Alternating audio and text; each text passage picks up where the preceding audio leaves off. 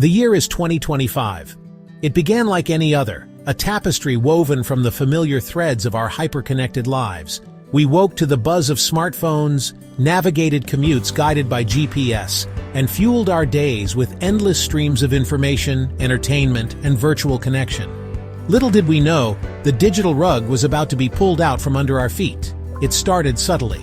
A few lagging websites, dropped calls, slower loading times. We cursed under our breath, blaming overloaded servers or spotty Wi-Fi. But as minutes turned into hours, a chilling realization began to dawn. This was different. This was bigger. The internet, that invisible force that had become as essential as air and water, was gone. And with its disappearance, the world as we knew it began to unravel. Panic set in. Confusion reigned. We were thrust back into an unfamiliar reality, one we had long forgotten existed. A world without the internet. The initial shock was visceral. Millions across the globe stared at their devices in disbelief as screens flickered and died. The constant pings, notifications, and updates that had become the soundtrack to our lives went silent. A digital silence descended, deafening in its intensity. For many, the first instinct was to check social media, to share their confusion, their frustration, their fear. But the usual outlets were gone, replaced by the cold blank stares of lifeless screens. The digital public square, once abuzz with chatter, was deserted. The impact on daily life was immediate and profound. Gone were the days of instant communication with loved ones across continents, online banking and shopping ground to a halt. Streaming services went dark, leaving only the static of 1,000 silent channels. We were a society tethered to the digital realm, and the cord had been cut. The true scope of the internet's reach quickly became apparent. It wasn't just cat videos and social media updates that vanished. Critical infrastructure buckled. Financial markets went haywire. Global supply chains sputtered and stalled. Hospitals heavily reliant on digital record-keeping and communication systems faced chaos. Traffic lights went dark, plunging cities into gridlock. Supermarkets, unable to process electronic payments or track inventory, saw shelves stripped bare as panic buying set in. The delicate web of interconnected systems that underpinned modern life had been torn apart. The economic fallout was swift and brutal. Tech giants, once masters of the virtual universe, saw their empires crumble overnight. Millions of jobs, directly or indirectly tied to the internet, evaporated. The digital gold rush was over, leaving behind a landscape littered with the remnants of shattered dreams. Yet amidst the chaos and uncertainty, something unexpected began to happen. As the initial shock subsided, a strange sense of calm settled over some. With the constant barrage of digital stimulation gone, people began to look up from their screens and out at the world around them. Families, once separated by the digital divide at the dinner table, were forced to interact, to talk, to rediscover the lost art of face-to-face conversation. Board games replaced video games. Books, once gathering dust on shelves, became treasured portals to other worlds. Parks and green spaces, once deserted save for the occasional jogger with earbuds firmly in place, came alive with the sound of children's laughter and the murmur of conversation.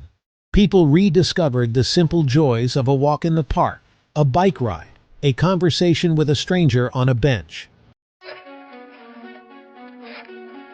Section 5. The Great Disconnect: Communication in the Post-Internet Era.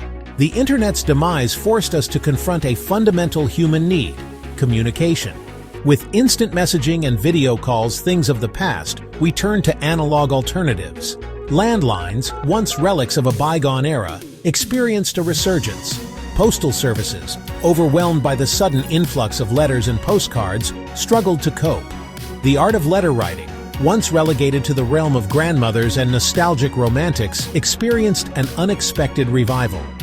The anticipation of a handwritten note, the feel of paper between one's fingers, the slow, deliberate act of putting pen to paper, these became cherished rituals in a world starved for connection. Newspapers, once on the verge of extinction, found renewed purpose as vital sources of information. Local communities, no longer able to rely on the anonymity of the internet, were forced to reconnect, to rely on each other for support, information, and companionship. Section 6. The Rise of the Analog Renaissance. As weeks turned into months, a curious phenomenon began to emerge: an analog renaissance. Deprived of the instant gratification of the digital world, people rediscovered the pleasures of delayed satisfaction. Vinyl records outsold digital downloads. Independent bookstores, once struggling to compete with online giants, became bustling hubs of literary exploration. The DIY ethos flourished. Without access to online tutorials and instant answers, people were forced to rely on their own ingenuity, to tinker, to experiment, to learn by doing. Skills that had been forgotten or dismissed as outdated, gardening, sewing, woodworking, were resurrected, offering a sense of purpose and accomplishment. The demise of the internet had, in a strange twist of fate, sparked a creative awakening. Freed from the constraints of the digital realm, human imagination, ingenuity, and resilience found new outlets for expression. Section 7. Did the internet make us safer or just more vulnerable? The internet's absence had profound implications for global security. Cyber warfare, once a looming threat, became instantly obsolete. Identity theft, online scams, and data breaches were things of the past. The digital battleground fell silent. But this newfound security came at a cost. Vast stores of knowledge, research data, and cultural artifacts stored solely online were lost forever. Personal memories, once shared and preserved in the cloud, vanished. The digital footprints we had so carelessly left behind were erased, leaving behind a void of collective memory. The question arose: had the internet, for all its flaws, made us safer in some ways? Had the illusion of security it provided blinded us to the very real vulnerabilities it created? And in its absence, were we truly more secure, or simply more exposed to the unpredictable currents of the physical world? Section 8. Life After the Crash. A New Chapter for Humanity? The Internet's permanent demise was a stark reminder of our dependence on this invisible infrastructure. It exposed the fragility of our hyper-connected world, the illusion of control we had succumbed to. But it also revealed the remarkable adaptability of the human spirit.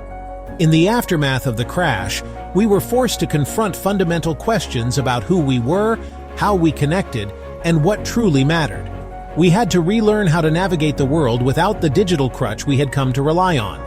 The internet may be gone, but humanity endures. And as we rebuild, as we adapt, as we forge new paths in this unfamiliar landscape, perhaps we will emerge with a deeper understanding of ourselves, our connection to each other, and the enduring power of the human spirit. The question is not whether we will survive, but what we will learn from this digital dawn, this analog dusk.